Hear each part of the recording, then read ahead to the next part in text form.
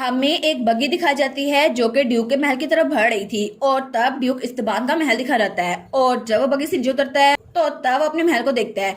तो तब वहां पे एक एडवाइजर आता है। वो कहता है मास्टर वापस आ चुके हैं। तो ड्यूक कहता है क्या क्या कुछ हुआ है? तो वो कहता है जी नहीं, लेकिन उन्होंने कहा वो आपसे बात करना चाहते हैं और आज सुबह से ही वो आपका आपके कमरे में इंतजार कर रहे हैं। उन्होंने कहा कि वो तब तक नहीं जाएंगे जब तक आप वापस नहीं रहते। तो ड्यूक कहता है अच्छा, एडविन यहाँ पर आया है, लेकिन क्यों? आखिर इतने अरसे से जब से वो इस महल में रहने लग गया है वो कभी भी मुझसे मिलने नहीं आया, लेकिन अचानक से अभी क्यों? और तब थोड़ी देर बाद ड्यूक अपने ऑफिस में पहुंच चुका था। वो कहता है अच्छा, तो मुझे ये बताओ कि आखिर कौन सी ऐसी वजह थी कि तुम यहाँ बिना किसी वार्निंग के आ गए और वहां पे एडविन बैठा हुआ था सोफे पे। वो कहता है तुम्हें क्या लगता है तुम भी एलिस गन की तरह यहाँ से भाग जाओगे और मुझे पता नहीं चलेगा? मुझे बताओ कि तुम करना क्या चाहते हो, यहाँ मुझसे मिलने क्यों आए हो? लेकिन हमारा एडविन वो कुछ नहीं बोलता, वो बिल्कुल खामोश बैठा हुआ था। तो ड्यूक खड़ा होता है, वो जाने लगता है। वो कहता है अगर तुम्हें नहीं कहना कुछ तो मैं यहाँ से जा रहा हूँ, वैसे भी मेरा बिजी शेड्यूल है। तो वो कहता है असल में मुझे आपको कुछ बताना था। तो ड्यूक कहता है अच्छा बताओ मुझे। तो वो कहता है मेरे पास एक्स्ट्रा ऑर्डिनरी स्ट्रेंथ है। तो ड्यूक कहता है क्या एक्स्ट्रा ऑर्डिनरी स्ट्रेंथ? तो तभी वो स्माइल करता है। वो कहता है चलो काम बन गया। तो तब वो कहता है मुझे डिटेल में बताओ, तुम जो भी कहना चाहते हो मुझे डिटेल में बताओ। तो एडमिन कहता है मैं अगर किसी भी जिंदा चीज को टच करूं तो वो, तो ड्यूक कहता है वो राख बन जाती है ना? तो वो कहता है क्या आपको पता था? तो ड्यूक कहता है हाँ, मुझे लगा था ये सब कुछ होगा, लेकिन इतनी जल्दी मैंने कभी एक्सपेक्ट नहीं किया था। तो तब वो कहता है सच में क्या आपको पता है इस बारे में? लेकिन ड्यूक कहता है हाँ मुझे पता है, ये हमारी फैमिली का ओमैन है। तो वो कहता है क्या ओमैन?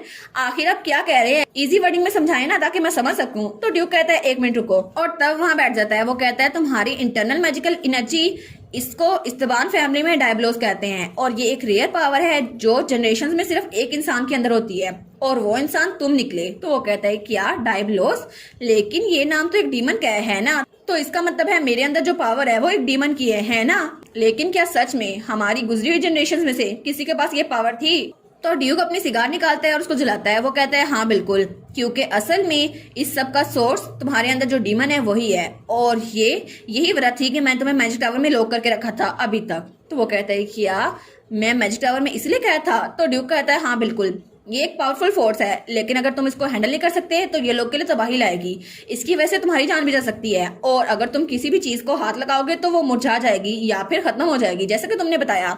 और ये तुम्हारी बॉडी में डिमोनिक पावर का साइड इफेक्ट है और इसको ऑर्डिनरी स्ट्रेंथ से रिकवर नहीं किया जा सकता और ना ही क्योर किया जा सकता है और इसीलिए मैंने तुम्हें कैद करके रखा था ताकि तुम्हारी ये पावर ना कि तुम्हारे लिए और ना ही किसी और के लिए नुकसानदा हो सके और अगर तुम इसको कंट्रोल ना कर सके तो तुम खुद में मर जाओगे। और तुम्हारे ऊपर जो ये कर्ज है ना, इसको मैंने उस चेन से रिस्ट्रेन करके रखा था, लेकिन अब तो तुम क्योर हो गए थे या तुम्हें ऐसा ही लगता था? लेकिन ऐसा लगता है कि तुम्हारी बॉडी अभी बहुत ज्यादा वीक है जिसकी वजह से ये पावर तुम पे हावी हो रही है।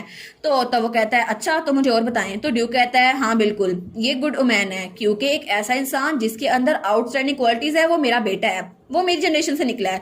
तो ड्यूक कहता है तुम इसको हैंडल नहीं कर सकते। तो हमारा एडविन कहता है लेकिन मुझे बताएं मैं इसको कंट्रोल कैसे कर पाऊंगा, क्योंकि एलिस वो मेरे सामने बेहोश हो गई और मुझे लगा वो मेरी वजह से बेहोश हुई है। तो ड्यूक कहता है अच्छा तुम्हें ऐसा ही लगता है, तो शायद इसी वजह से तुम यहाँ पर आए हो क्योंकि बात एलिस की थी, वरना तुम कभी मेरे पास नहीं आते।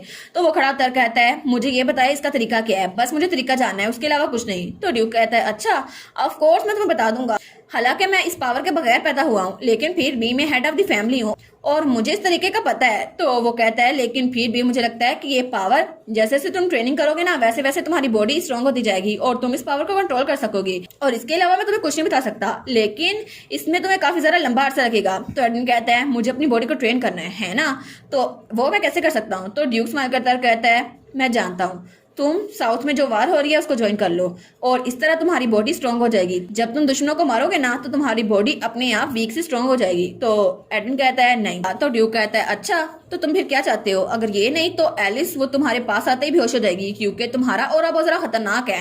तो तब वो कहता है ठीक है, अगर मैं आपकी बात मान जाऊं तो मेरी भी कुछ कंडीशंस हैं। तो ड्यूक कहता है कंडीशंस?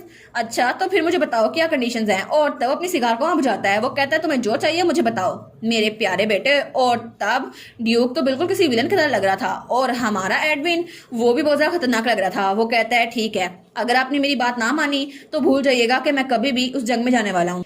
और तब सीन जन होता है और हमें अगले दिन का सीन दिखा रहता है और तभी हमारी हीरोइन का कमरा, वहां पे हमारी हीरोइन सोफे बैठी हुई थी। वो कहती है क्या एडविन कहाँ जा रहा है? एक जंग में? लेकिन वो वहाँ कैसे जा सकता है? तो वहाँ बटलर आया था, वो कहता है जी माय लेडी, वो वहाँ जा रहा है। तो हमारी एलिस बहुत ज्यादा घबरा गई थी। वो कहती है आप मजाक कर रहे हैं ना, एक 8 साल का बच्चा जंग में कैसे जा सकता है? ये तो नामुमकिन है ना। तो बटलर बिल्कुल खामोश था, वो उसकी किसी बात का जवाब नहीं देता। तो तब हमारी कहती है ड्यूक पागल हो गया क्या? वो एक बच्चे को मौत के मुंह में कैसे खेल सकता है? तो तब वो कहता है मुझे खुद नहीं पता, लेकिन शायद इसके पीछे कोई ना कोई वजह होगी। तो आना कहती है my lady please calm down, आपकी तबीयत ठीक नहीं है। तो तब बटलर उसको एक लेटर देता है। वो कहता है यंग लॉर्ड ने जाने से पहले आपको ये लेटर दिया था, तो प्लीज इसको एक्सेप्ट कर ले। तो हमारी कहती है आखिर वो बैटलफील्ड में कब जाने वाला है? तो बटलर कोई जवाब नहीं देता। तो एलिस जल्दी से बटलर के हाथ से वो लेटर खींच लेती है। वो कहती है ठीक है, मैं खुद पता करवा लूंगी। तो आना कहती है माय लेडी आप कहाँ पे जा रही हैं? लेकिन हमारी कहती है मुझे थोड़ी देर के लिए बाहर जाना है, मैं थोड़ी देर में वापस आ जाऊंगी। तो आना कहती है लेकिन मेरा तो इंतजार करें, पर उसकी बात नहीं सुनती। आना कहती है माय लेडी, और बटलर भी थोड़ा परेशान हो गया था। और तब हमारी एलिस की बग्गी वहां जा रही थी। वो सोचती है आखिर ऐसा क्यों हो गया? ओरिजिनल में कोई गलती हुई थी क्या जिसकी वजह से वो जा रहा है? लेकिन ओरिजिनली तो उसका प्लान यही था कि वो 10 सालों तक मैजिक टावर में कैद रहता, लेकिन उसकी वजह से उसको मुश्किलें फेस करनी पड़ती और उसकी कैरेक्टर डेवलपमेंट हो जाती। पर अभी क्यों? अभी एडविन जंग में क्यों जा रहा है? वहां पे तो उसे बहुत सारे लोगों को मारना पड़ेगा और बहुत सारे लोगों के सामने जलील होना पड़ेगा। लेकिन क्या अगर ऐसा हुआ तो सब कुछ ओरिजिनल के मुताबिक होगा और तब हर कोई मुश्किल में होगा। एडमिन वापस से मिकाल के पास चल जाएगा और बहुत ज्यादा संगील हो जाएगा। लेकिन अगर ऐसा हुआ तो फाइनली इवान और मैं, हम दोनों भी मर जाएंगे। लेकिन मैं ऐसा नहीं चाहती। आखिर ऐसा क्यों हो रहा है? और वो तो बड़ी परेशान हो गई थी। लेकिन तब वो खुद को तसल्ली देते हुए कहती है कोई बात नहीं, मुझे ओवर एनालाइज नहीं करना चाहिए, ये ठीक रहेगा है ना। और तब वो खिड़की से बाहर देखती है, सोचती है मुझे कुछ ना कुछ करना होगा। एडमिन के यहाँ जाने से पहले मुझे उसे रोकना होगा ताकि वो वहां जंग में ना जाए। लेकिन तब तक शाम हो चुकी थी और वो ड्यूक के महल में पहुंच चुकी थी। और जब उसकी बग्गी वहां पर रुकती है तो जैसे भी दरवाजा खोलती है वो वहां से भागती है। वो कहती है एडविन कहाँ पे हो तुम? और उसके हाथ में वही लेटर था। और तब वहां से ड्यूक और ड्यूक का साथी वहां जा रहे थे। तो वो कहती है एडविन कहाँ हो, रुको तो सही। तो ड्यूक कहता है क्या यहाँ पर क्या कर रही है? तो वो कहती है एडविन मुझे बताएं एडविन कहाँ पर है? तो ड्यूक कहता है वो तो आज सुबह ही निकल चुका है जंग के लिए। वो कहती है क्या आज सुबह ही? लेकिन आप ऐसा कैसे कर सकते हैं? आप एक 8 साल के बच्चे को जो कि आपका इकलौता बेटा है उसको जंग में कैसे भेज सकते हैं? आखिर क्यों? इस सब के पीछे वजह क्या है? तो ड्यूक उसको देखते हैं। वो कहता है ये बहुत ज्यादा नेसेसरी था ताकि वो सक्सेसर बन सके और उसके अंदर क्वालिटीज डेवलप हो सके।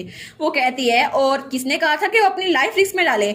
आखिर वो मर भी तो सकता है ना, आप उसके साथ ऐसा कैसे कर सकते हैं? और अगर वो मर गया तो ड्यूक कहता है अगर वो मर गया तो उसकी वैल्यू यही थी, वो किसी काम का नहीं था। तो हमारी एलिस कहती है क्या ड्यूक आप तो बहुत ज्यादा बदतरीन है, आप तो मेरी मोम से ज्यादा बदतर है। आखिर वो तो इतनी ज्यादा चालाक भी नहीं थी, आप तो उनसे भी ज्यादा घटिया हैं। तो तब उसका साथी कहता है एलिस ये क्या बोल रही हो? ड्यूक के सामने जुबान संभाल के बात करो। तो तभी ड्यूक कहता है नहीं, ये सब कुछ एडविन ने किया था, ये उसकी चॉइस थी, ये मेरी चॉइस नहीं थी। तो हमारी लिस्ट कहती है क्या एडविन ने?